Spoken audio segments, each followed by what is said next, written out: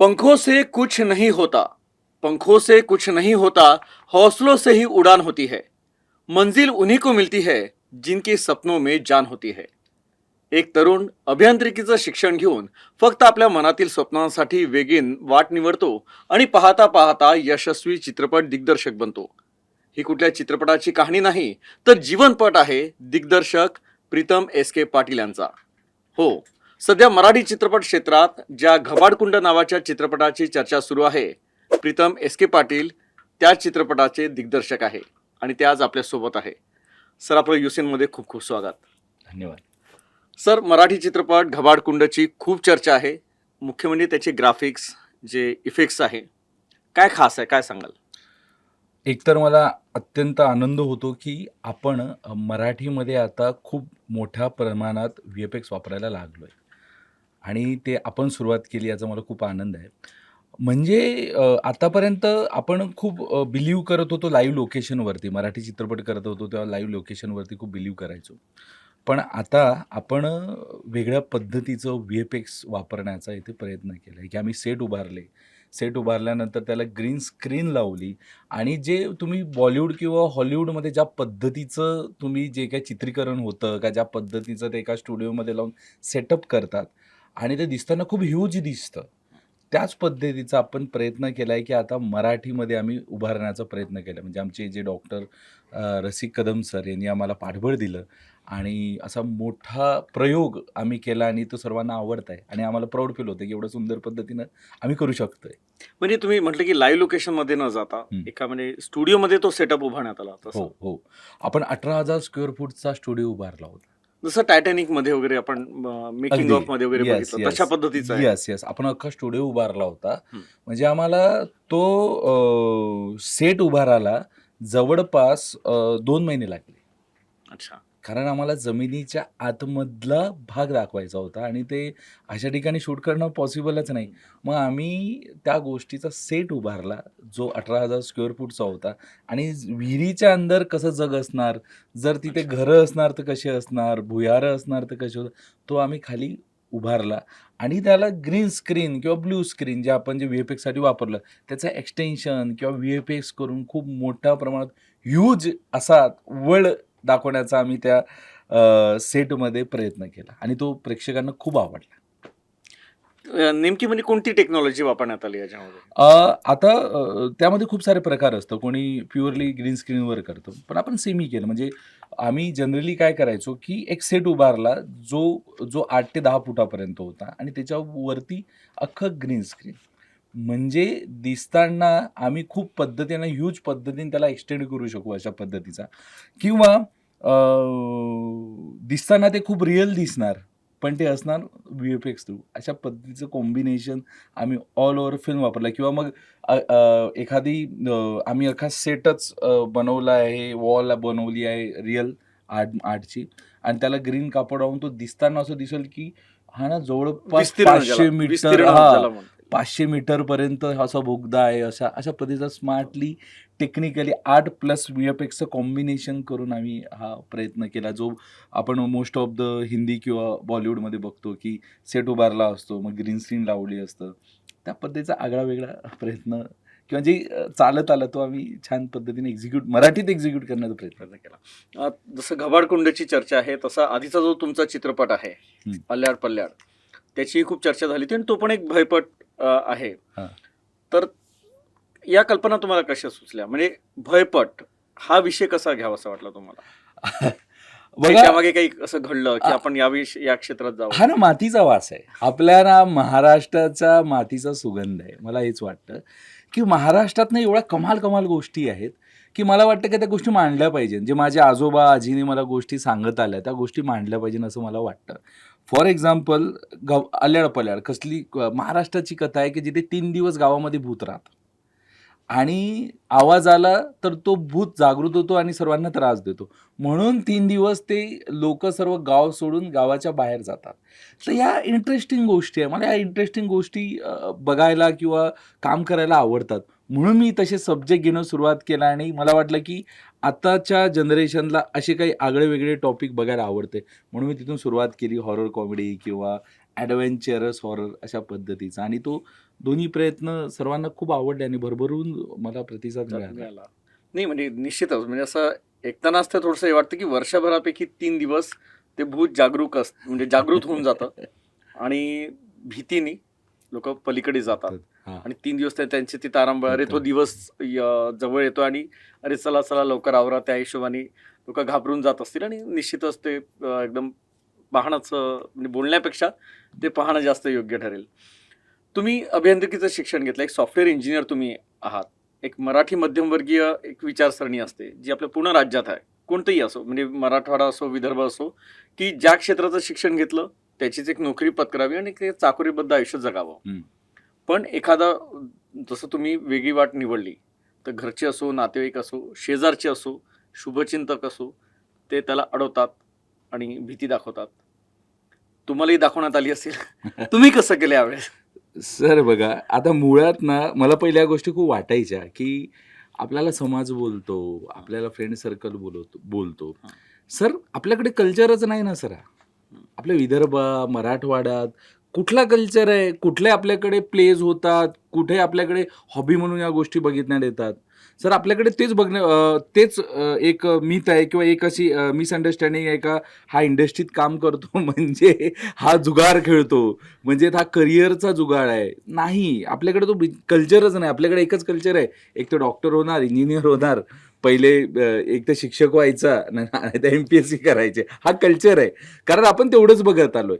पण सर मला असं वाटतं की जे आपल्याला आवड आहे ना, त्या आवडीच्या गोष्टी केल्या पाहिजे. असं मला खूप खूप खूप वाटतं, की समजा जर आता मला लहानपणापासून वाटत होतं की माझ्यामध्ये कला आहे, माझ्यामध्ये काहीतरी गोष्ट आहे, तर मी त्याला आता कुठेतरी विचार वाढवायला पाहिजे आणि आपण नॉर्मल जीवन न जगता जे आपल्या गोष्टी आवडतात त्या केल्या पाहिजेत.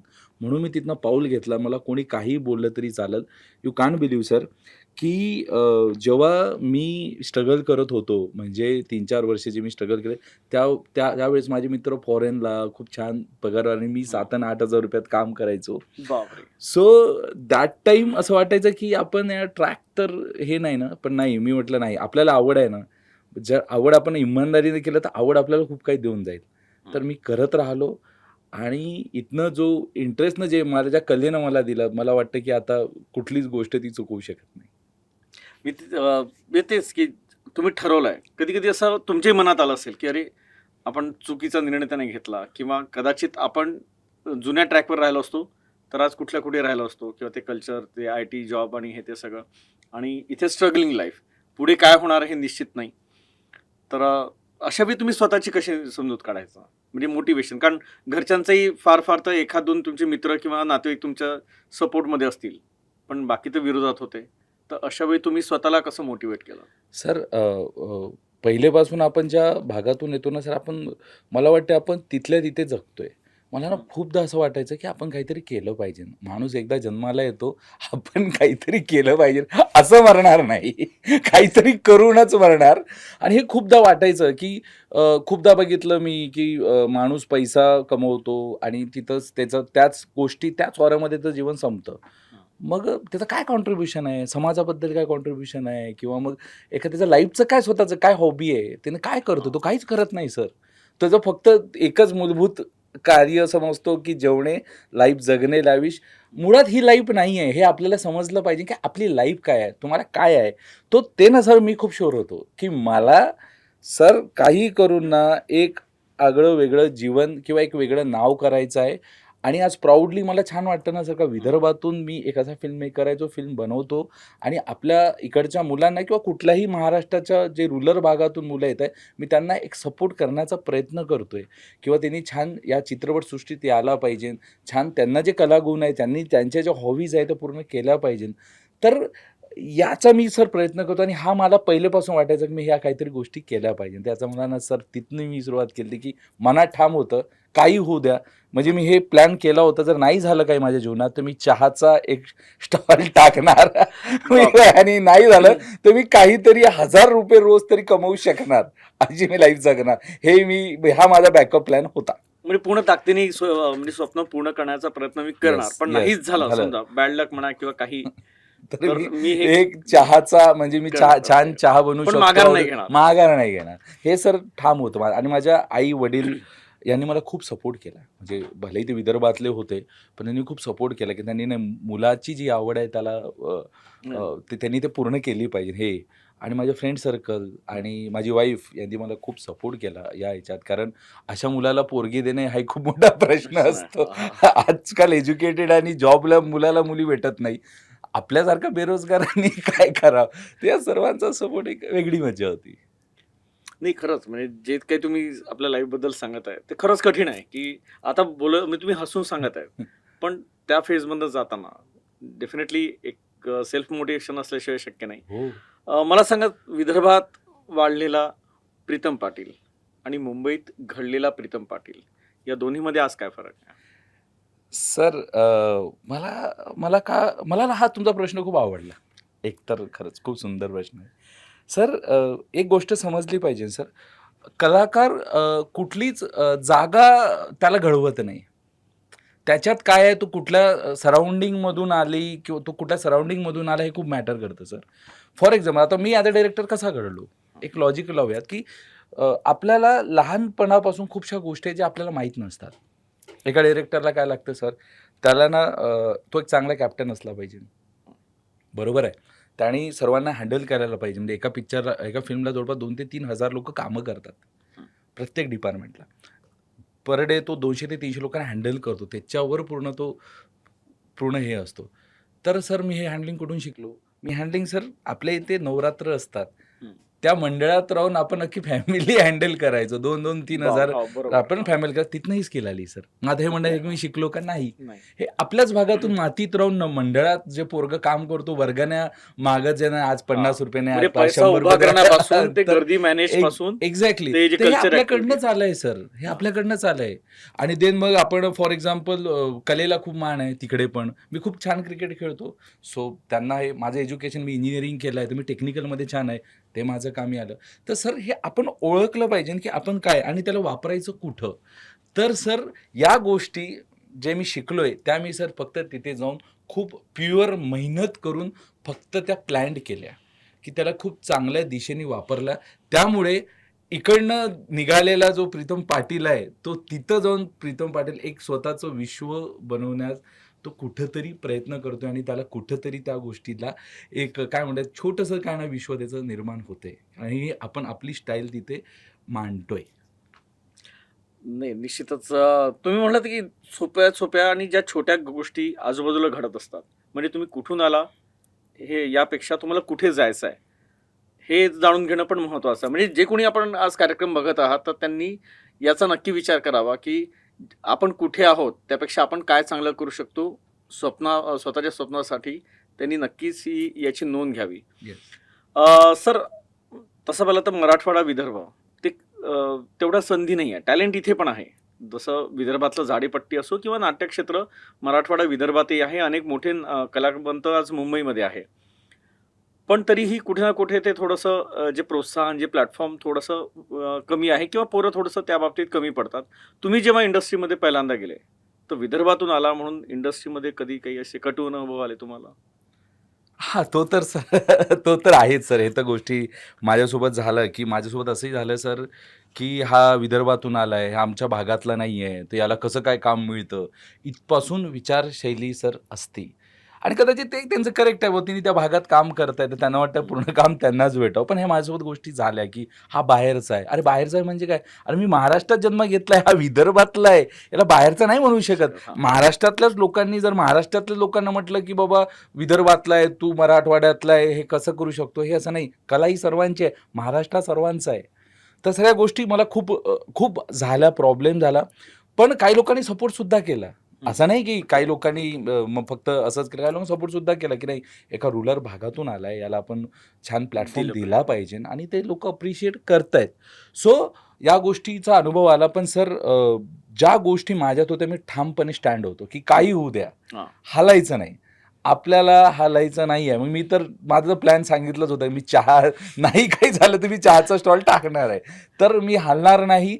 काही करा, कितीही बोला, काही होऊ द्या, मी नाही हलणार. मी माझे प्रयत्न करत राहील आणि जोपर्यंत करत राहणार, की जोपर्यंत मला वाटतं, की नाही या गोष्टीचा हा अंत नाहीये. मी तोपर्यंत करत राहणार. म्हणजे तुम्ही जे आता सांगितलं, की संधी देणारे पण होते, पाठीवर हात ठेवून लढ म्हणणारे पण होते. म्हणजे टॅलेंट असेल, तुमच्यात प्रामाणिकपणा असेल, मेहनत असेल, तर संधी देणारे सुद्धा इंडस्ट्रीमध्ये आहे. मग त्याच्यात ते बॅकग्राऊंड नाही आहे की मराठवाडा, विदर्भ वगैरे. पण तुम्ही एक दिग्दर्शक होतात, जसं तुम्ही सांगितलं की एवढ्या सगळ्या लोकांना हँडल करावं लागतं. काम करण्यापेक्षा काम करून घेणं सगळ्यात कठीण आहे आणि हॉरर मूव्हीज बनवणं ते तर त्याही कठीण आहे. कारण एक रोमॅन्टिक टिपिकल त्या रेग्युलर ढाच्यातल्या मूव्हीज किंवा कॉमेडीपेक्षा हॉरर कठीण आहे. तर ते कसं कलाकारांकडनं तुम्ही करून घेतलं? सर, बघा, मी पहिलेपासून एक तर पहिले फॉर्मेशन शिकत आलो का फिल्म फॉर्मेशन काय असतं. त्यानंतर एक गोष्ट जाणवली सर, की जी गोष्ट कठीण ती चांगली बनते. आणि मला एक गोष्ट कळली का मला फिल्म सोपी करण्यापेक्षा ना मला फिल्म कठीण करायला आवडतं. तो मजा आली पाहिजे. म्हणजे आम्ही मराठीतला पहिला युनिव्हर्स करतोय सर. जनरली तुम्ही एक फिल्म लिहिताना किती फिल्म लिहिता? एकच फिल्म लिहितो. हं. आम्हाला सर युनिव्हर्ससाठी ना 8 ते 10 फिल्म लिहावं लागतं. म्हणजे आम्ही जो अल्ल्याड पल्ल्याडनंतर गभाडकुंड जो केला आणि हा करत असताना आम्ही 7 ते 8 फिल्म लिहिल्या ॲट ए टाईम आणि त्याचे कनेक्शन कसे असणार याचे आम्ही फॉर्मेशन बनवले. तर मला असं वाटतं की सोपी गोष्ट मांडण्यापेक्षा गोष्ट कठीण कशी चांगली. आता तुम्ही म्हटलं की हॉरर फिल्म. आता हॉरर फिल्मचं असं असतं सर, एक फ्रेम पण चुकली तरी आमचा त्यातनं भय निघून जातो. हां. तो तो पॉइंट ऑफ व्ह्यू निघून जातो. मग आम्हाला खूप काळजीपूर्वक प्रत्येक शॉट्स आणि प्रत्येक फ्रेमवर पण काम करावं लागतं. तर मला असं वाटतं ना की सर हा भाग इंटरेस्टचा आहे. म्हणजे जेवढं तुम्ही त्रास घेणार, जेवढी ती मजा करणार, तर तेवढी तुम्हाला मजा येईल. कारण कलाईची हेच मजा आहे. कारण मी यातच त्यासाठी आलोय ना, की मला रेग्युलर जीवन जगायचं असतं तर मी कदाचित कुठेतरी एखाद्या कंपनीत असतो. हं. पण नाही, मला वेगळं प्रत्येक दिवस वेगळा. यू कान्ट बिलीव्ह सर, मी प्रत्येक दिवस वेगळा जगतो. उद्या काय माझं चॅलेंज आहे, उद्या मी काय कुठल्या लोकांसोबत कसं कॉम्बिनेशन करणार आहे. असं समजा की आम्ही एक गेम खेळत असतो सर्वजण की मारिओ अच्छा. ॲट द एंड मारिओला पोहोचायचं आहे. हां. तर सर हे एन्जॉय करतो मी. तर मला वाटतं की खूप वेगळे विचार करा, कठीण निर्मिती करा. मग आता हॉलिवूडला 2-2, 3-3 वर्ष, 10-10 वर्ष लावतात सर. हं. म्हणजे एक तुम्हाला एक खूप मोठे डायरेक्टर आहे. त्याने एक फिल्म बनवत असताना फक्त दिवसातून 10 मिनिटं आतमध्ये जायचे आणि फक्त जवळपास 1 मिनिटाचा ते शॉट घ्यायचे. पण त्यासाठी त्यांनी ना जीवनाचे 7 वर्ष त्या फिल्मला लावले. ते कठीण होती म्हणून आज तो फिल्म सुपरहिट आहे. त्यांनी तेवढी मेहनत करताय. हो. सर आपण पण असा व्हिज्युअल ठेवला पाहिजे. परफेक्शन ज्याला म्हटलं. Exactly sir. असे विचार केलेच पाहिजे. तेव्हाच आपल्याला कुठेतरी चांगले दिवस येतील, असं मला वाटतं. नाही, हॉरर मूव्हीचं तर खरंच कठीण आहे की नुसते एक्सप्रेशन्स नाही, तर तुमचं जे म्युझिकचा 1 सेकंद जरी उशीर झाला, येस. म्हणजे सायलेन्स आणि एकदम तो जे काही साऊंड इफेक्ट्स असतो, तर ते भट्टी जमवणं म्हणजे खरंच कठीण खरंच आहे कठीण. त्याच्यामध्ये. तुम्ही आता असं म्हणलं की युनिव्हर्स तुम्ही तयार सुरू केलं, म्हणजे ही कन्सेप्ट कशी काय सुचली तुम्हाला? अल्ल्याड-पल्ल्याडनंतर सर मला टेन्शन आलं होतं, की आता पुढे काय करायचं?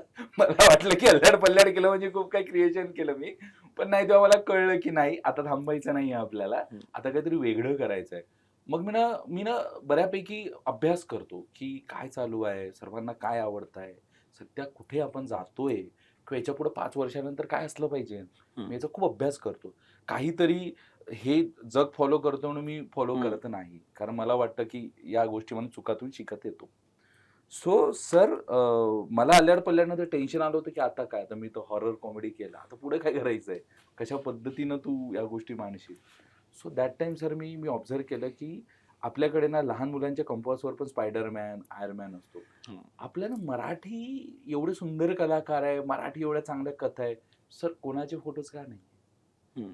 आत्तापासून आपण सुरुवात केलं तर कदाचित 15 वर्षानंतर आपल्या हिरोचे फोटो असणार. हां. आता खंगरी असणार, दिल्या असणार, जे हं. पण हां. तात्या विंचूक असणार. तुमच्या हां. कारण आत्तापासून आपण त्या गोष्टी बिल्ड केल्या पाहिजे, की रुजवल्या पाहिजे मला हां. असं ब्रँड वाटतं. बनला पाहिजे. हं. तर मी एक गोष्ट ऑब्झर्व्ह केली, की आपल्या ह्याच्यात सर्व आहे. आपल्याकडे ना सर युनिव्हर्सच नाहीये मराठी. हं. कोणीच युनिव्हर्स बनवण्याचा प्रयत्न केला नाही. कारण ते खूप कठीण आहे. जसं मी सांगितलं 10-10 हं. फिल्म लिहावं लागतं. तर मी प्रयत्न केला. म्हटलं नाही, आपण युनिव्हर्स करूयात, की कोणी केलं नाहीये. आपण इथे हात टाकूयात. होऊ द्या 10 स्टोऱ्या लिहू आपण. पण आपण आता हा विडा उचलूया आणि तिथनं मग युनिव्हर्स हा कन्सेप्ट आपण सुरुवात केला आणि आपल्या विदर्भाच्या पदरामध्ये पडलं, की विदर्भातल्या पोरांनी पहिला युनिव्हर्स बनवला मराठीचा. एक दिग्दर्शक तुम्ही आहात. दिग्दर्शकाला त्या विषयाचा खूप अभ्यास करावा लागतो आणि तुम्ही तर भयपट बनवले, तेही 2, तेही हिट गेलेत. प्रेक्षकांच्या पसंतीला उतरले. तुम्हाला देखील त्याचा अभ्यास किंवा माहिती गोळा करावी लागते. म्हणजे भयपट म्हणलं की जादूटोणा, ते जारण-मारण, ते माती, काय लिंबू आणि बाकी काय त्याला भानामती किंवा बायंगी वगैरे असं आपण खूप ऐकतो किंवा प्रत्येक गावात एक एक आपली कथा असते, एखादं जागा असते, ती अशी हॉन्टेड वगैरे असते. तर त्याचा अभ्यास करता तुम्हाला भीती नाही वाटत का? सर अभ्यास हा खूप इंटरेस्टिंग असतो याचा की म्हणजे फॉर एक्झाम्पल बघा ना सर की आपल्या इकडे 4-5 विभाग आहे. महाराष्ट्रात खानदेश आहे, हां. कोकण आहे, हां. पश्चिम महाराष्ट्र आहे. कोकणामध्ये तर प्रचंड म्हणजे एक्झॅक्टली. हडळपासून खवीसपासून आणि काय-काय हां. वेताळ, आग्या वेताळ वगैरे वगैरे पण एक प्रकार आहेत. क्वालिटी माहितीये का सर, हां. प्रत्येक विभागातले भूत वेगळे आहे. हो, मी तेच म्हणत ना मी. आपल्या इकडच्या बरोबर, विदर्भाच्या हां. भूतांची नाव त्यांना माहिती नाहीये आणि कोकणाच्या भूतांची नाव आपल्याला माहिती नाहीये. तर सर हे अभ्यास करायला इंटरेस्टिंग वाटतं, की मग आमच्यात असं ते कॉम्पिटिशन असतं, तुमच्या कुठलं कुठलं भूत आहे. आता खवीस नावाचं आपल्याकडे भूत आहे का? हां, नाहीये. नाही. हां. हा खवीस नावाचं तिकडे कोकणात भूत कोकणात आहे. भूत आहे. हां. किंवा आपल्याकडे लावडीन नावाची भूत असते, भूत ती असते. वडावर हां, बसते. हां. तिथे तिथे लावडी नावाची नाही आहे. हडळ वगैरे हां. म्हणत असतील तर ते. हा हे स्टडी इंटरेस्टिंगचा भाग आहे. तर मजा येतं. पण आम्हाला अल्लड पल्लडच्या वेळेस ना सर खूप इन्सिडेंट जाणवले, की अच्छा. कदाचित एनर्जी असतात, की काय खूप असे इन्सिडेंट झाले. जसं मी कोकणात बोलला. हां, मला कोकणात ना चकवा हा प्रकार जाणवला. जाणवलं. हां. हो, की आम्हाला चकवा लागला होता. म्हणजे एक आम्ही मोस्टली माझे फिल्म म्हटलं तर रात्रीच असतात. अख्ख्या हां. फिल्म मी रात्री करतो. तर आम्हाला शूट झाल्यानंतर ना आम्हाला सेटवर पोहोचायला म्हणजे सुरुवातीला आम्हाला अर्धा ते 45 मिनिटं लागायचे. पण शूट झाल्यानंतर आम्हाला पोहोचायला 3-3 तास लागायचे. मॅप अच्छा टाकून असं. नाही. असं ओके. आम्ही एकदा तर आम्ही असं अशी एवढे आम्ही त्याला सवय झाली होती आम्हाला, की जाऊ दे, तू जिथं न्यायचंय तिथं ने आम्हाला. फक्त झोपायसाठी आम्हाला पोहोचव. म्हणजे आम्ही झोपून जायचो गाडीत आणि एकचदा बघताना आम्हाला एकच एक असे अनुभव खूप आलेत तुम्हाला. वेगवेगळे ओके. अनुभव आलेत. किंवा शूट करताना असं काही असं निगेटिव्ह नाही, जाणवलं नाही शूट असं? करताना तर मला नाही जाणार. पण हां, शूट करताना त्या ज्या घरात आम्ही शूट करतो ते किस्से खूप वेगळे होते, की तिथे 200 वर्षापासून नाग देवता होता. अच्छा. आणि तो 150 वर्षापासून नाराज झालाय. म्हणून तो रोज सोमवारी, एव्हरी सोमवारी तो ना दर सोमवारी येतो, घराला बघतो आणि चालला जातो. असं चर्चा होती. तो येतो, तो साप दिसतो. दर सोमवारीच? दर सोमवारी. म्हणजे अरे! हे वेगळे कॅल्क्युलेशन आहे. म्हणजे हे म्हणजे काय कॅल्क्युलेशन असेल ना, म्हणजे खरंच काही गोष्टीचे किंवा योगायोग असतील, की साप दिसणं, सोमवारच्या दिवशी दिसणं. व्हॉटएव्हर म्हणजे ते असं मला असेल. माहिती नाही. पण हे असे किस्से आम्ही त्या बघितले आहे किंवा मग असं व्हायचं की आम्हाला फक्त सापच दिसायचे मग. अच्छा. असे खूप किस्से. आता आम्ही गबाडकोंड केला, आम्हाला एकही साप दिसला नाही. हं. पण अल्याड-पल्याड करताना सर जिथं-तिथं साप दिसायचे. प्रत्येकाला साप अच्छा. दिसायचे. म्हणजे आता आम्हाला तर असं झालं, ते आमचे फॅमिली मेंबर आहेत काय, ते बिचारे आम्हाला कोणाला काही करायचं नाही, आम्ही त्यांना काही काही करायचो करायचं नाही. नाही. हां. सो असे इन्सिडेंट असतात सर. आगळे वेगळे इन्सिडेंट आहेत. कारण मी माझा एक अनुभव सांगतो, की धारपांचं पुस्तक हे म्हणजे अ, भूतांवरती असतात आणि मी एकदाच प्रयत्न केला आणि तेव्हा मी 9वी-10वीत होतो. पण त्यानंतर मला असं जाणवायचं खिडकीतनं कोणीतरी बघतंय. मी 1-2 त्याचे चॅप्टर वाचले आणि त्याच्यानंतर माझी हिंमत नाही झाली. किंवा लहान मुलांना सुद्धा घरचे जेव्हा म्हणतात, की "अरे तिकडे जाऊ नको अंधारात." तर तो बिचारा त्याला बाथरूमला जायचं असेल तर तो घरच्यांना कोणाला तरी घेऊन जातो.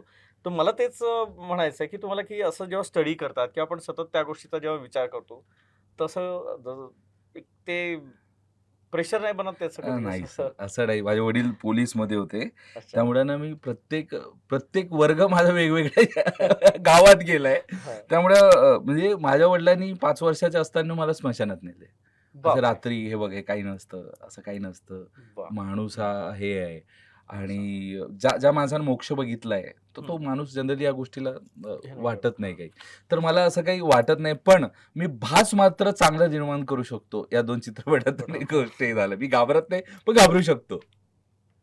नाही, खरंच म्हणजे कौतुक आहे. कारण कसं आहे, की ठीक आहे तुम्हाला भीती नाही वाटत. पण तुमचे जे बाकीचे टेक्निकल स्टाफ किंवा टीम आहेत किंवा कलाकार आहेत, त्यांना असं भीती जाणवली किंवा करता-करता आपणही त्या एक ट्रॉमामध्ये आपण जातो. तर अशा वेळी कसं तुम्ही हँडल करता? हो, असा इन्सिडेंट झाला होता एक.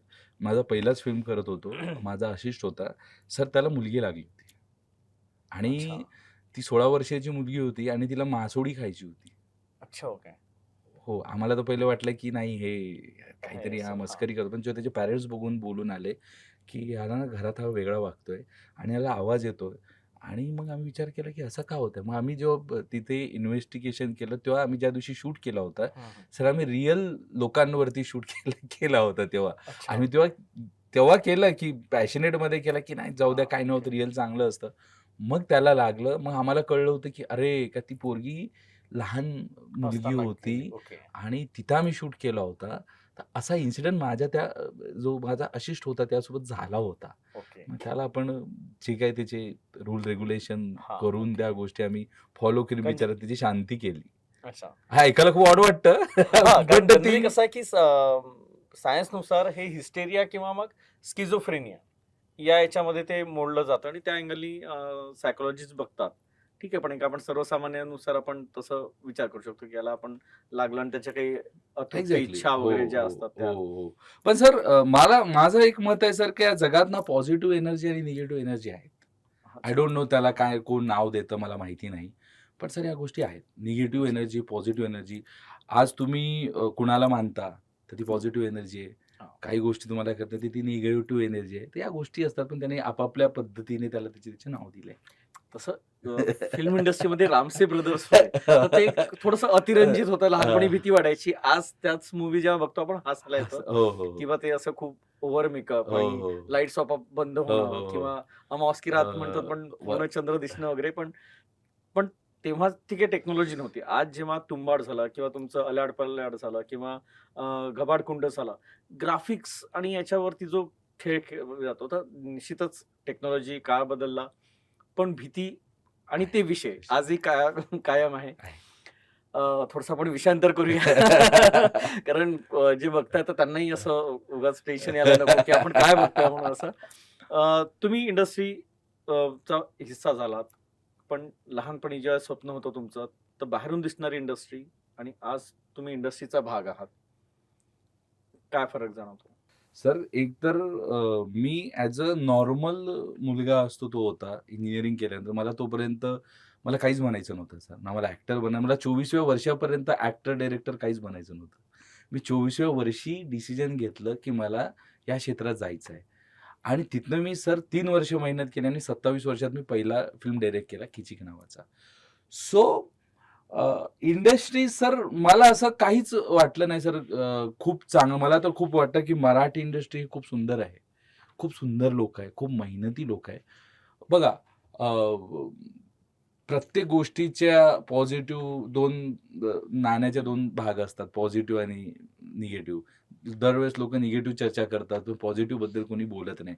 तर मला असं वाटतं ना, जर मराठीमध्ये खूप पोलाईट लोकं आहेत, खूप चांगले लोकं आहेत आणि खूप सुंदर पद्धतीने आणि मेहनतीनं काम करतात, असं मला वाटतं. तर मी खूप एन्जॉय करतो. म्हणजे कशाला आपण हे सांगू, मी प्रत्येक कारण कलाकाराला जेव्हा कलाकाराला त्याच्या आवडीचं काम करायला भेटतं ना सर, त्याच्याहून मोठं सुख कुठलंच नाही. नाही म्हणजे सर्वसामान्य लोकांना तर क्रेज असते, की ते जे वलय असतं किंवा तो जो मान-मरातब किंवा पैसा दिसतो.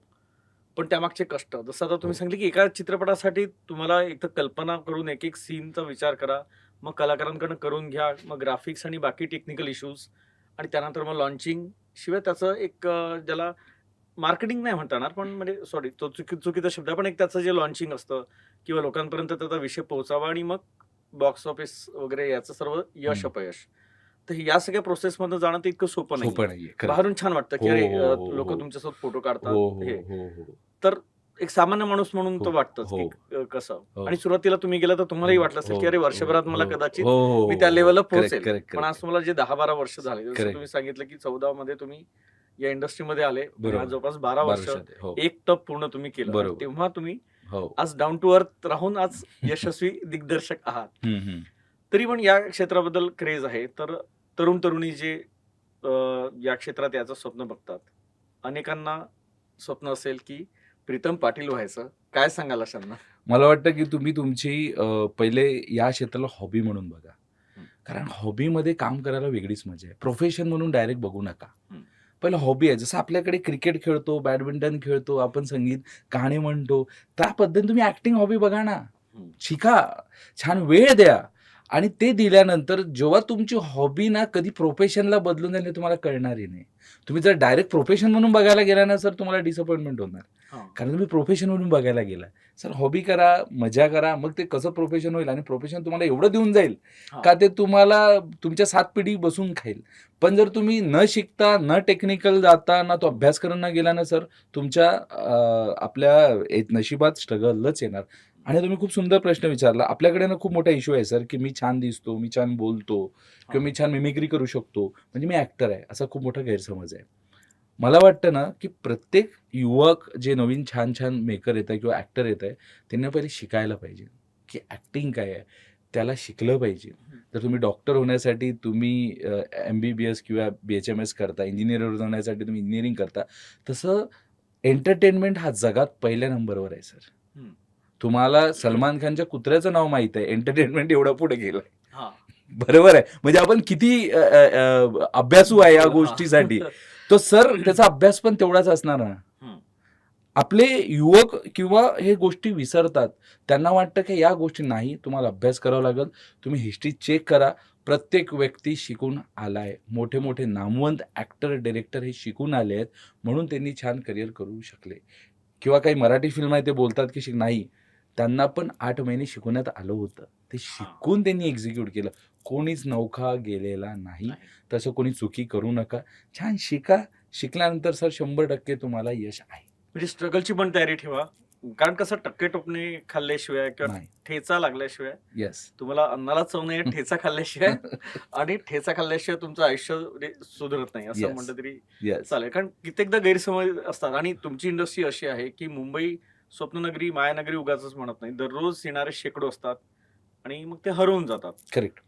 तर तुम्ही जे बोललात ते एकदम बरोबर आहे की तुमचं जे स्किल आहे त्याला मजबूत करा. मजबूत नाहीतर करा. कारण नाहीतर काहीच होणार नाही सर. मी स्वतः सांगतो की हा. मला सांगा की आता तुम्ही नवीन गाडी घेतली. बरोबर आहे. तुम्ही नवीन गाडी घेतली. तुम्ही तुमचा आत्याचा मुलगा, मावशीचा मुलगा आहे म्हणून तुम्ही त्याला गाडी चालवता नाही येत, मग तुम्ही गाडी चालवायला देणार का? हा. तुम्ही काय करणार? चांगला ड्रायव्हरच ठेवणार. मग तुमची जर 10-12 लाखाची गाडी आहे तर तुम्ही ड्रायव्हरचा विचार करता की गाडीला. मग फिल्म मेकर जेव्हा फिल्म बनवतो त्याच्या 5-5, 10-10, 4-4 कोटीचे फिल्म असतात.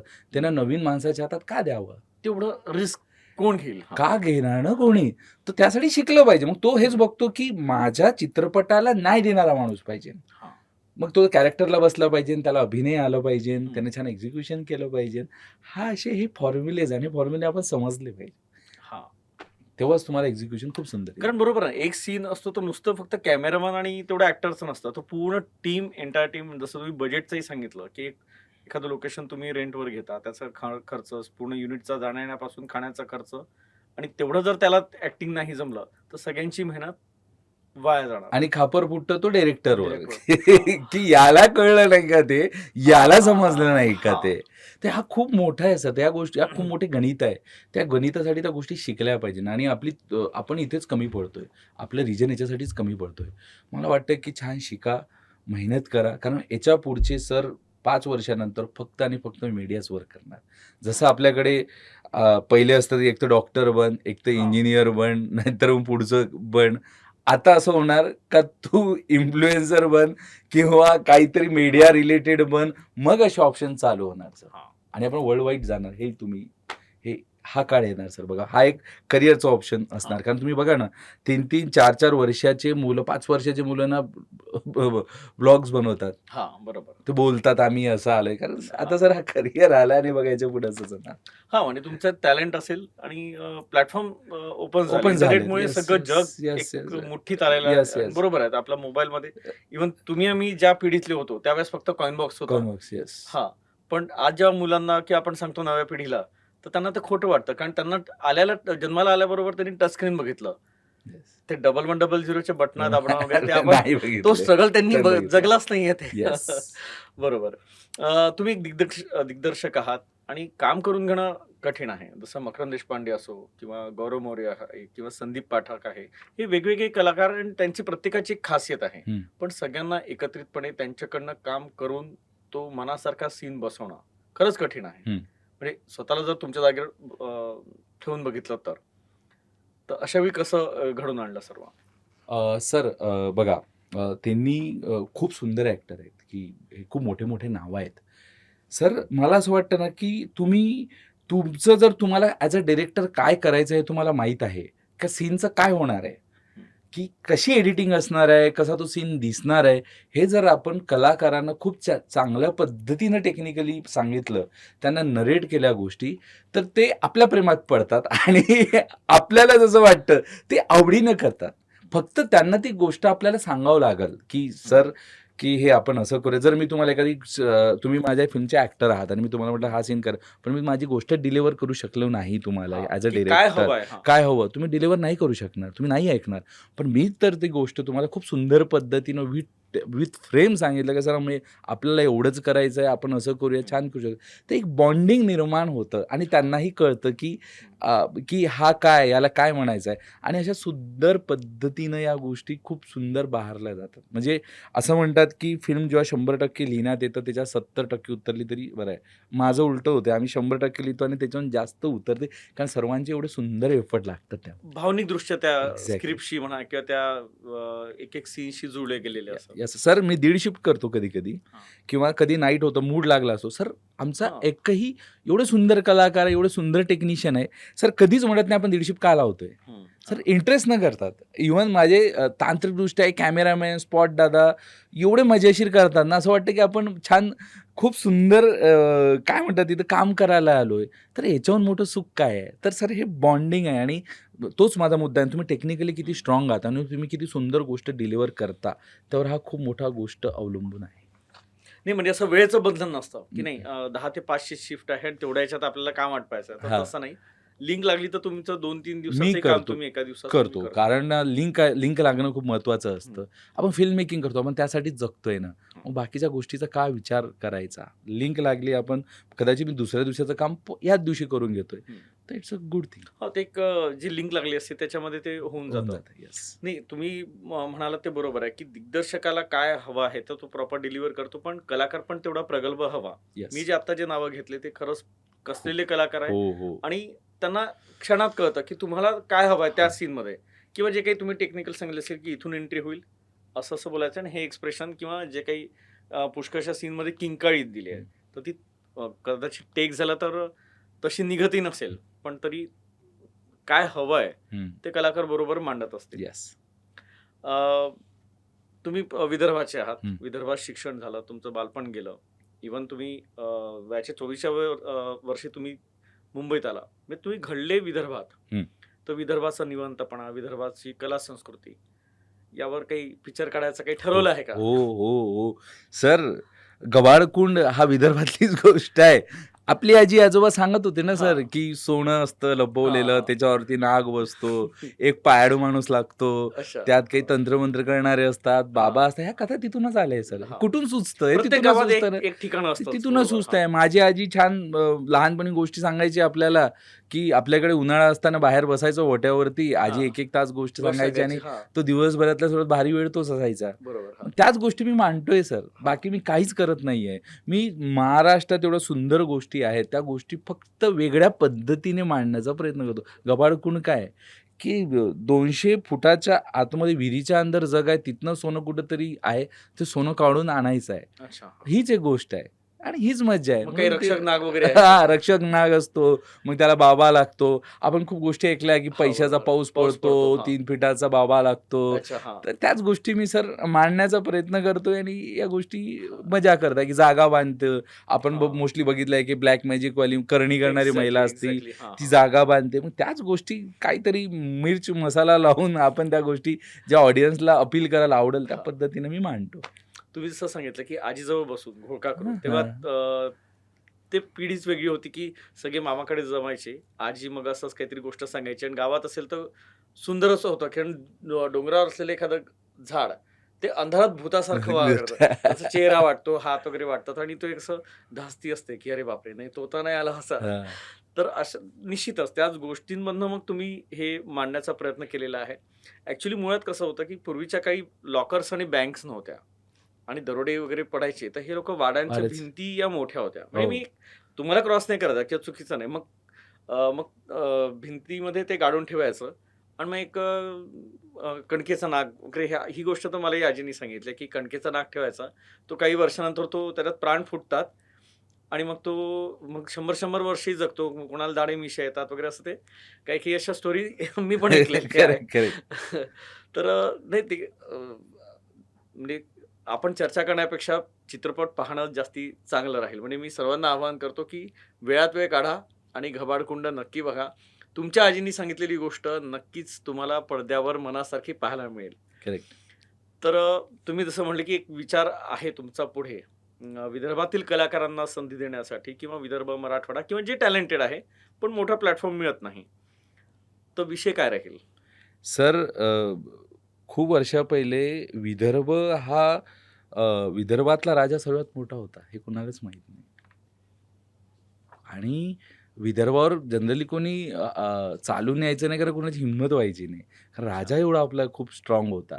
तर असे वेगवेगळ्या गोष्टी आहे, खूप वेगवेगळ्या पौराणिक गोष्टी आहेत किंवा खूपशा अशा आगळ्या-वेगळ्या गोष्टी आहे. हे नक्कीच सर्वांना बघायला भेटणार. इव्हन सामाजिकदृष्ट्याही माझ्या काही विषय चालले आहे, की जे समाजाला एक दिशा दाखवण्याचा मी प्रयत्न करेल नक्कीच आपल्याला, की आपण कशा पद्धतीनं एक्झिक्यूट करू शकेल. हे माझा असा प्रयत्न चालला आहे सर. तुम्ही कॉमेडी चित्रपट केले आणि गूढ हॉरर असे चित्रपट केलेत.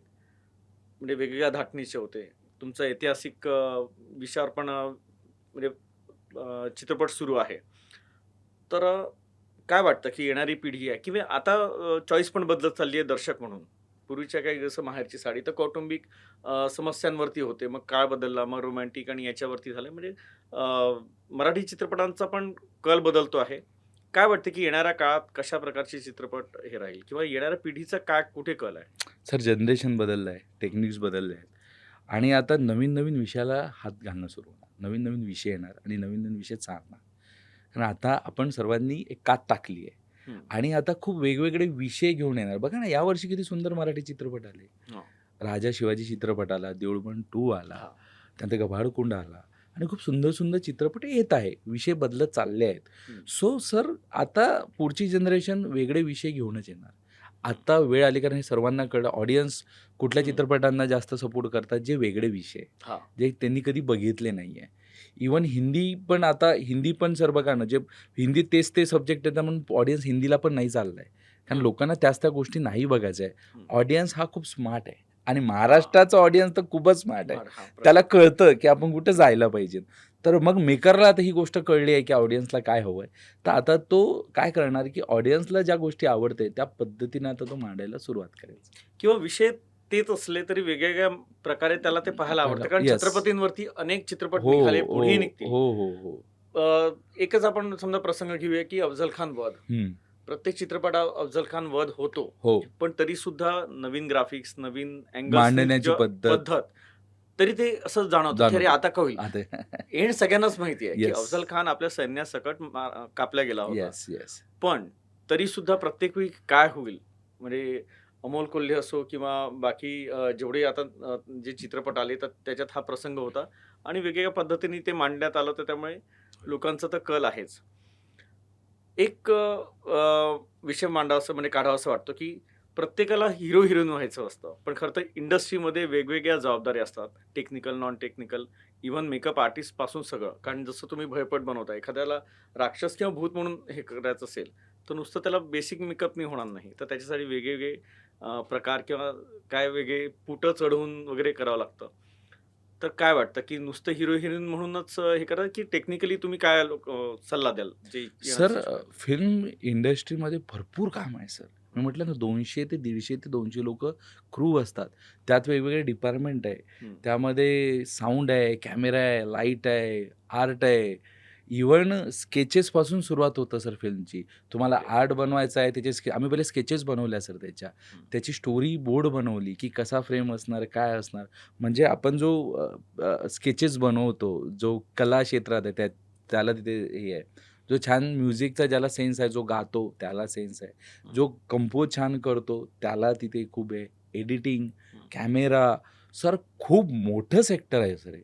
आणि फक्त हिरो हिरोईन न बघता वेगवेगळ्या डिपार्टमेंटला ज्यात तुम्हाला आवड आहे तुम्ही जायला पाहिजे. आणि खूप छान कमर्शियल आणि खूप सुंदर गणित आहे. जर आपण ते चांगल्याने शिकलेत तर याचा ना खरंच खूप सर्वांनाच याचा फायदा होईल. मला असं म्हणजे आजकाल मुलं मोबाईलवरती किती छान छान शूट करतायत. हां. त्यांनी विचार केला पाहिजे का त्यांनी छान पद्धतीनं आणखी मोठ्या प्रमाणात कसं करता येईल या गोष्टीचं एक्झिक्युशनला प्रयत्न केला पाहिजे. तर मला वाटतं प्रत्येक क्षेत्रात गेलं म्हणजे फक्त ॲक्टर आणि ॲक्ट्रेसच म्हणजे फक्त काम आहे ग्लॅमर असं नाही. आणि आता सर्व गोष्टीवर आता प्रकाश पडायला लागला. आता बीजीएम साऊथमधला अनिरुद्ध आहे, त्याला लोक ओळखतात ना, त्याने बीजीएम केलं म्हणून. ओळखतात ना सर, तुम्ही कदाचित ओळखतात, सर्व ओळखतात. तो हो. साऊथमधला आहे, कारण त्याच्या बीजीएम म्हणजे लोकांनी आता दखल घेणं सुरुवात केली आहे. आमचा अभिनय जगताप फिल्मला आमच्या तो बीजीएमसाठी ओळखला जातो आता महाराष्ट्रभरात. आता टेक्निकललाही ओळखलं जातात, कंपोजरला तो ओळखतातच. हां. अजय अतुल सरांना ओळखतात, व्ही प्रफुल्लचंद्रांना ओळखतात, खूप लोकांना, मोठ्या लोकांना ओळखतात. तर असं काही नाही आहे की त्यात फेम नाही. ग्लॅमर सर्वीकडेच आहे, फक्त काम कसं करता हां. हे मात्र खूप महत्त्वाची गोष्ट आहे. म्हणजे तुम्हाला जे जमतं ते एकदम तावून सुलाखून एकदम मजबूत करा. येस, मग कोणत्याही क्षेत्रामध्ये तुम्ही तुमचं नाव आणि ग्लॅमर तुम्हाला मिळू शकतं. येस. असं थोडंसं आपण कार्यक्रमात थोडंसं एक आपण हे घेऊया, रॅपिड फायर घेऊया. येस. Are you ready? चालेल. विदर्भ की मुंबई? विदर्भ. गावाकडचं निवांत जगणं की मुंबईची फास्ट लाईफ? गावाकडलं निवांत जगणं सर. का बरं? सर ती हवा आहे सर, आपली ती मजा आहे सर, ती तो आपला श्वास आहे. ते नाही सोडू शकत कधी. ती मजा वेगळी आहे. सिनेमा की वेब सिरीज? सिनेमा. कॉमेडी की हॉरर? हॉरर. म्हणजे तुम्ही ठरवून टाकलं की आता हॉरर नाही असं ठरवलं नाहीये. मला कठीण गोष्टी करायला आवडतात, तर मला वाटतं मी हॉररमध्ये खूप छान विचार करतो, खूप कठीण करू शकतो आणि मला विचार करायला खूप स्कोप आहे असं मला वाटतं हॉररला. आणि म्हणून दरवेळेस वेगळं करू शकतो मी. म्हणजे बघा ना, मी भूतांना कधी कुठूनही कसं आणू शकतो, कुणालाही कधी मारू शकतो. कधी आहे, किती क्रिएटिव्हिटी गोष्ट आहे. कसं मारू शकाल सर? माणसाला मारू आपण, माणसाला मारू, त्याचं भूताला भूत गायब करू, म्हणजे त्याला गायब करू, त्याला शांत करू, मग त्याला अशांतही करू. या गोष्टी आपल्या हातात आहे. तर मला वाटतं आपल्या हातात पॉवर आहे. एखादा माणूस मेला तर त्याचा भूत म्हणूनही परत आणू शकतो. हा. मेलेला माणसं जिवंत करू शकतो आत्मा टाकून. सर हे बहुत क्रिएटिव्ह, हे खूप क्रिएटिव्ह गोष्ट आहे. तर हॉरर. म्हणजे तुम्ही मनापासून आपल्या कामावर प्रेम करता, पण भूतही तुमचे मित्र मित्र झाले म्हणजे झाले. असं नका म्हणू. लोकांचा दृष्टिकोन बदलेल बरं तुमच्याबद्दल. बरं, आपण तुम्ही हॉरर चित्रपटाबद्दल बोललो तर प्रश्न तोच घेऊया की हॉरर मूवी मधला पहिला शॉट की शेवटचा क्लायमॅक्स?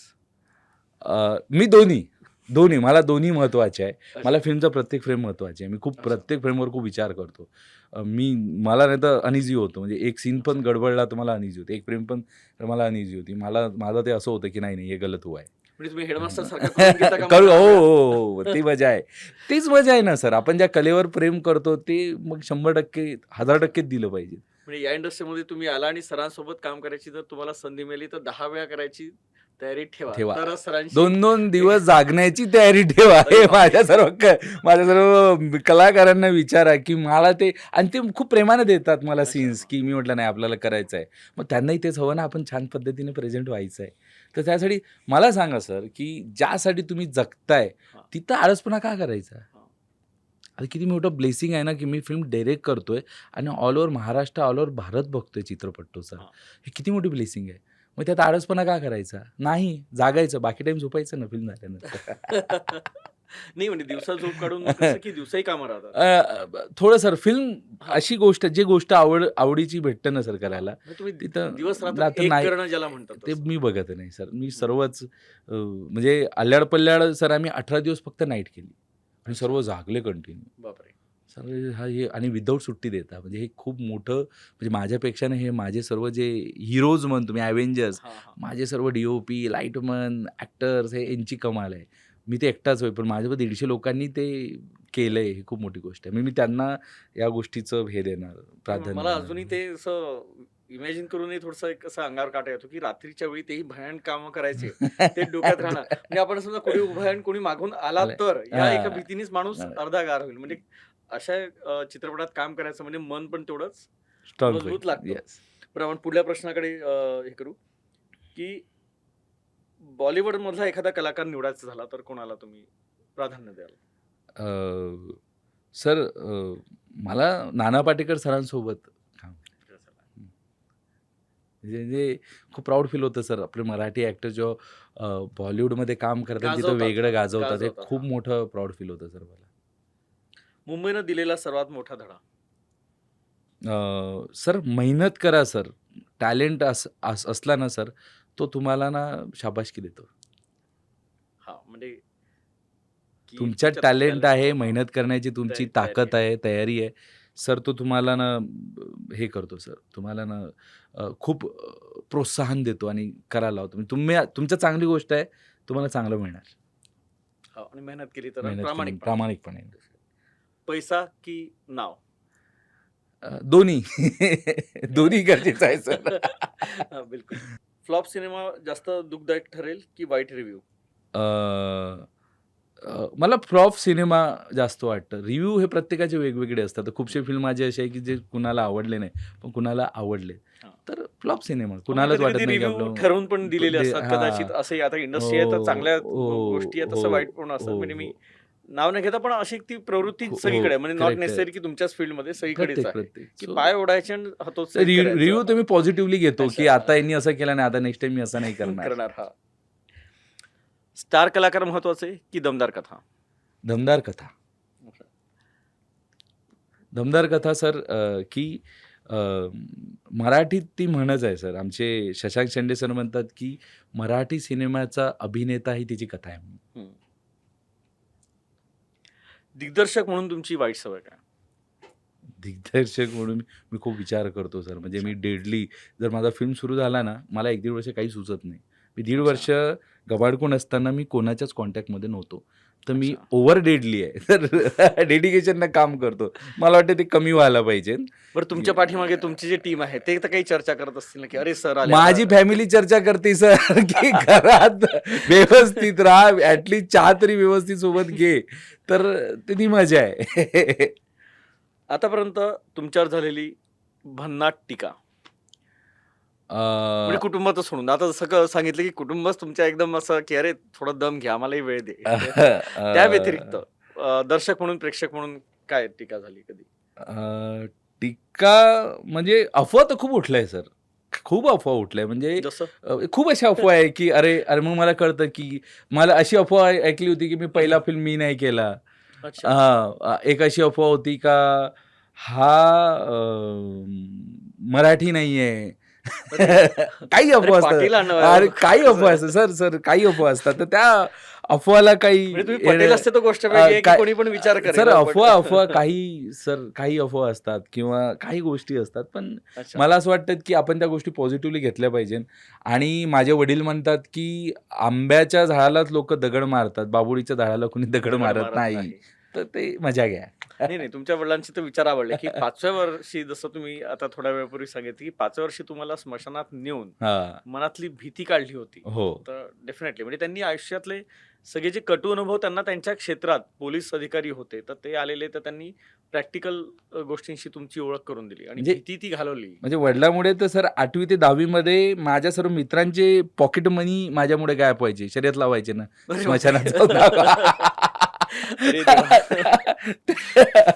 अशी मजा होती सर. त्यांच्या मित्रांच्या घरच्यांनी असं नो एंट्री असं नाही केलं का? अरे नाही त्याला नाही आणायचं नाही आपल्या वगैरे? 8वी 10वीत असायचं ना सर, स्मशानात जाऊन दाखव रात्री. अरे बापरे. 500 रुपयाची शर्यत. सर 500 रुपये तेव्हा सर तेव्हा बापरे, म्हणजे 5-7 पूर्ण 5,000 मध्ये आणि 7,000 मध्ये सर किती मोठी गोष्ट. 2005 आणि हा. 7 मध्ये हा. सर या गोष्टीचा खूप फायदा झालाय मला. बापरे, तेव्हा तर 10 रुपयाची रिचार्ज होते. हा. असं ते असे coin हो, हे हो. करायचे. तर तो मग सर 500 म्हणजे भरपूर झाले. खूप झाले. तर ते मजा होती. एकदम जबरदस्त सर. प्रीतम पाटील यांनी क्षेत्रात काय कमावलं आणि काय गमावलं? सर मी माणसं कमावले सर. अच्छा. मला खूप सुंदर माणसं भेटलंय. मला सर्वांशी खूप सुंदर कनेक्शन मिळालेत आणि याच गोष्टी कमावल्यात. तर सर माझ्याकडे आता गमावायला काहीच नाहीये. नाही, मलाही हे तुमचं उत्तर मनापासून आवडलं. मी आतापर्यंत तुम्हाला म्हणजे या कार्यक्रमात इतके प्रश्न विचारले, पण मलाही हा प्रश्नाचं उत्तर मला खूप मनापासून आवडलं हा.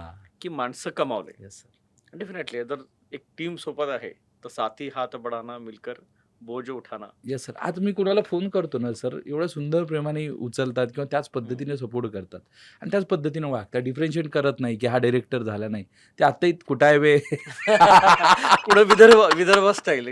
सर हो सर यही मजा आहे ना सर. आणि मला याचा गोष्टीचा आनंद आहे का मी पश्चिम महाराष्ट्रात जाऊन, कोकणात जाऊन मी माझे तेवढे चांगले मित्र झाले सर. तर हे कमाय आहे सर. मला या गोष्टी म्हणजे आज जर टॅलेंटची मैत्री, म्हणजे तिथे क्षेत्र हा नाही, म्हणजे तुम्ही विदर्भात आले, कोणी मराठवाड्याचा, कोणी काही नाही कोकणातला, काही नाही असं सर नाही. काही नाही. त्यांची आणि तुमची वेवलेन जुळली. जुळणी आणि Yes. माझं एकच मत आहे सर, माणूस चांगलं व्हा सर. बाकी काही गोष्टी मॅटर नाही. मग अख्ख्या जगात तुम्हाला कुठेही ठेवा काही प्रॉब्लेम, माणूस म्हणून चांगले राहा सर, बस एवढंच माझं मत असतं, बाकी काही नाही. बरं, एक जास्त प्रश्न नाही आहेत कारण वेळ पण हे झाला, तुमचा भरपूर वेळ तुम्ही दिला. एक जुन्या लोकांची किंवा कुठल्याही क्षेत्रातली कंप्लेंट असते की नवी पिढी ही वाचनात नाही आहे. हम्म. तुमच्या क्षेत्रात येत असेल तर वाचन खरंच आवश्यक आहे का? काय सांगाल तुम्ही तो? खूप गरजेचं आहे सर, वाचन खूप गरजेचं आहे, कारण ते खूप नॉलेज देतं आणि ते जगायला शिकवतं. मला असं वाटतं की वाचन खूप गरजेचं. तुमचं थॉट क्रिएट होतं. ॲक्टर म्हणजे काय, कलाकार म्हणजे काय, चांगला विचार असं नाही. तुमच्यात चांगले विचार असेल, तुमचे चांगले अनुभव असणार, तर तुम्ही चांगले ते डिलिव्हर करू शकणार सर. आणि तुमच्याकडे तेच नसेल तर काय डिलिव्हर करणार तुम्ही? हा, म्हणजे तुमचे स्वतःचे विचार डेव्हलप करणं. डेव्हलप करणे तर वाचन खूप गरजेचं आहे, मला असं वाटतं. आणि मला वाटतं की आपण कुठेतरी म्हणजे विदर्भात मी राहिलो म्हणून विदर्भाचं बोलणार, त्यात तर सर्वच भाग आले मराठवाड्याला. आपल्याकडे हा कल्चर नाही आहे सर की वाचन केलं पाहिजे, या गोष्टी केल्या पाहिजे, हा खरंच नाही आहे. कदाचित मी त्यात न मुकलो असणार, पण मोस्ट ऑफ दी तरी मी माझे मित्रमंडळी तरी बघितलं असं नाही की क्रेज वाचन करा रे, नाही. पण मला वाटतं हे केलं पाहिजे, वाचन केलं पाहिजे. पुढं खूप गोष्टी येतात जीवनात कलाकार होत असताना, की असं होतं ना सर मग की आता कलाकार गोष्ट करतायत की तू पुस्तक वाचलं का, तू हे वाचलं का, तू हे वाचलं का. तर आपलं असं होतं की यार यार आपली काय चुकी आहे ना सर, आपल्याला कोणी हा, सांगितलंच नाही की हे वाच रे. कदाचित लहानपणी कोणी सांगितलं असतं वाचलं असतं. तर सर या गोष्टी माझ्यासोबत होतात तर कुणासोबत होऊ नये असं मला वाटतं. पण स्किल पण मॅटर. आता पण जे मला फिल्मबद्दल नॉलेज आहे ते त्यांना नसतं. नसतं. हा, पण ठीक आहे, पण प्रत्येकाने आता जे आम्ही चुका केल्या ते या पिढीने करू नये. हा. वाचन केलं पाहिजे.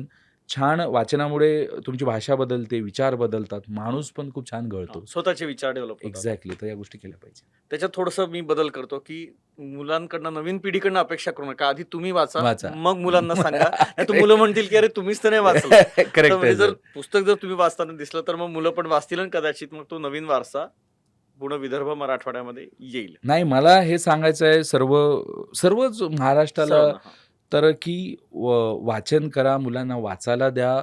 10 मिनिटं तरी मुलाला बसून, जसं अभ्यासामध्ये तुम्ही अभ्यास करता मुलांना, त्याला 10 मिनिटं वाचनाची द्या. हा. कदाचित 10 मिनिटामध्ये 3-4 पेजेस तो होणार. होतील. हा. ते त्याला द्या आणि त्याला सवय लावा. आणि हा खूप मोठा जीवनात खूप मोठी त्याची स्वतःची तिजोरी निर्माण होणार. हा, वैचारिक बैठक बनते. त्याचा ना फ्युचर प्लॅन घडतोय तिथे. सर, महाराष्ट्रामध्ये जेव्हा कंपॅरिझन होतात, अपॉर्च्युनिटीच्या दृष्टीने जेव्हा बघतो, तेव्हा मराठवाडा आणि विदर्भ काहीसे थोडेसे स्टेप बॅक झालेले असतात. कारण ती अपॉर्च्युनिटी तेवढं दिसणं नसतं. जसं आपण आता वाचनावरती बोललो किंवा वाचनाचं एक ते कल्चर नाही आहे तेवढं आहे. स्वतः म्हणजे इथे स्वतःची एक नाट्य संस्कृती, एक वेगळा वारसा आहे सांस्कृतिक. पण कुठे ना कुठे आजच्या काळानुसार जेव्हा कंपेअर करतो पुण्या मुंबईला, तेव्हा कुठे ना कुठे मागे पडल्यासारखा असतो. काय वाटतं तुम्हाला की विदर्भ मराठवाड्यावर जर आपण बोलायचं झालं तर तुम्ही काय सांगाल? सर मला वाटते की आपल्याकडे हा कल्चर नाही सर. आपल्याला त्यामध्ये करिअर करायचं आहे, तर आपल्याला इथनं सर 500-600 किलोमीटर जावं लागतं मुंबई पुण्याला. कारण काम तिथे आहे. हां. आपले पोरं शिकतात तिथे, इंजिनिअरिंग केल्यानंतर जातात कुठं मुंबई पुण्याला. पुणे, कारण ते मुंबई. कामच नाही आहे. हां. तसंच सर मला वाटतं की मीडियाचे प्लॅटफॉर्म नाही आहे आपल्याकडे. हं. मला सांगा ना, जर आज मला यवतमाळमध्ये, नागपूरमध्ये त्या पद्धतीचं स्ट्रॉंगली प्लॅटफॉर्म मिळालं असतं, तर मी इथून तिथं जाऊन मला डबल काम करायचं पडलं असतं का सर? हां. आपल्या पोरांना पहिला प्रॉब्लेम आहे की ₹8,000 जमवा. कारण त्याचं खाणं, राहणं आणि त्याच्या बेसिक गोष्टी आहे. पण 8,000 हा आकडा केव्हाचा आहे? हा माझा तेव्हाचा आहे. आहे. माझा आजचा हा. 14. आता तर 12-15 असणार, मोर 15चा. दॅन हां, दॅट. एक्झॅक्टली. तर हे कसं करणार सर आपल्या कलाकार? आता समजा जर एक असं पकडा की तुमच्या मुलाला हं. तिथं जाऊन करिअर बनवायचं, तुम्हाला ₹15,000-20,000 काढून ठेवावं लागेल सर. दर महिन्याला. हां. मग सर हं. त्याचा बेसिक त्याचा सर्व तुमचा पण तो खूप मोठा एक्झॅक्टली. एक्झाम आहे, तुमची जबाबदारी. एक जबाबदारी. जबाबदारी आहे. हा तो सर, मग अशा वेळेस काय केलं पाहिजे ना आपण? तर मग अशा वेळेस आता ना सर एक तर तुम्ही एज्युकेशन घ्या. मला खूप स्ट्रॉंगली वाटतं की प्रत्येक मराठवाडा असू द्या, विदर्भ असू द्या, खानदेश असू द्या, तिच्या मुलांनी एज्युकेशन घ्या. सोशल मीडिया खूप छान झालं आहे. ट्रेंड काय चालला आहे, ऑडिशन कशा पाठवतात, ह्या सर्व ऑनलाईन ऑडिशन्स पाठवा आणि तिथं तुमच्या या गोष्टी स्ट्रॉंगली एक्झिक्यूट झाल्या, तर मग तिथं जायला सुरुवात करा. हां. असं मला वाटतं की त्याचा प्लॅटफॉर्मचा खूप प्रॉपर उपयोग करा सर. म्हणजे आधी स्वतःला स्ट्रॉंग करा, मग तुम्ही जगाशी एक एक्झॅक्टली टक्कर सर. घेण्याची तयारी येस सर, करा. Yes sir. कारण तुम्ही खूप मोठ्या काय म्हणतात आंधी के सामने खडे हो सर. हां. वो आपको उडा के लेके जाएंगे. तुम्ही ठाम असले, तुमची मुळं कसला तर कोणीच तुम्हाला हलवू शकणार नाही. हां, म्हणजे की स्वतः तुमची जर रूट स्ट्रॉंग असेल, तर हां. डेफिनेटली तुम्ही हे करू शकता. म्हणजे स्वतःवर विश्वास, की हां, विश्वास. मी हे करू शकतो. Yeah. माझे हे प्लस पॉइंट आहे, हे निगेटिव्ह पॉइंट्स येस. आहेत. तर निश्चितच की विदर्भ असो, मराठवाडा असो, जे पण इव्हन म्हणजे नॉट एक्झॅक्टली द म्हणजे या इंडस्ट्रीमध्ये जाण्याकरता नाही, तर जिथेही तुम्हाला जायचं असेल, तिथे हे मूल्य नक्कीच महत्त्वाचे ठरतील. येस. तर आज आपल्यासोबत होते दिग्दर्शक प्रीतम एस के पाटील सर. त्यांनी मनमोकळेपणानं गप्पा मारल्या, त्यांचे अनुभव सांगितले आणि त्यांनी ज्या काही आपल्या अनुभवातनं ज्या गोष्टी सांगितल्या त्या निश्चितच प्रत्येकाला लागू होतात, प्रत्येकाला एक आत्मचिंतन करायला लावणारे आहेत. तर माझं देखील प्रेक्षकांना कळकळीचं आव्हान आहे की आयुष्य खूप सुंदर आहे. एकदा तरी पूर्ण ताकदीने आपल्या स्वप्नांना पूर्ण करण्याचा प्रयत्न निश्चित करा. बरोबर सर? करेक्ट. बिलकुल. आणि इव्हन तुमच्या कुटुंबातील कोणी करत असेल तर त्याला एक मानसिक आधार त्याला निश्चितच द्या. एवढंच आवाहन. तर आजच्या कार्यक्रमात इतकंच. पुन्हा भेटूया खास व्यक्तीसह, खास विषयासह. आणि तोपर्यंत आणि मला एक हां, गोष्ट बोलायची आहे बिलकुल. सर. सर मी लहानपणापासून युसीएन बघत आलोय. अरे! आणि मी बोललंच पाहिजे, की ना फोन लावून "अरे आम्हाला फिल्म लावा, हां. हे गाणे लावा." आणि सर एवढं गोड लोकांशी आज मी इथं संवाद करतोय हे माझ्यासाठी हे पण माझ्यासाठी खूप मोठी गोष्ट आहे आणि चांगली गोष्ट आहे, की जे लहानपणी बघून आपण जे बघायचो, आज मी तिथेच बोलतोय आणि तुमच्यासोबत छान गप्पा करतोय. हे खरंच मला खूप छान निश्चितच. वाटतं. म्हणजे ही माझ्यासाठी देखील एक अभिमानाची गोष्ट आहे, की मी युसीएन समूहाचा एक भाग आहे. आणि कारण माझंही बालपण युसेन पाहूनच गेलं आणि मला एक ते स्वप्न होतं, की मला युसेनमध्ये एक निवेदक व्हायचं आहे आणि युसेनसारख्या चांगल्या प्लॅटफॉर्मवर यायचं आहे. तर ही एक खूप मोठी पावती आहे आमच्यासाठी, की तुम्ही जुने दर्शक आहात आणि आज इथे तुम्ही पाहुणे म्हणून आलात, तर आमच्यासाठी पण ती खूप मोठी गोष्ट आहे. तर आम्ही देखील एक गदगद झालो. आम्हालाही खूप आनंद झाला, की तुम्ही अशा आपल्या भावना प्रामाणिकपणे व्यक्त केल्या. तर आजच्या कार्यक्रमात इतकंच. पुन्हा भेटूया खास विषयासह, खास व्यक्तीसह. तोपर्यंत नमस्कार.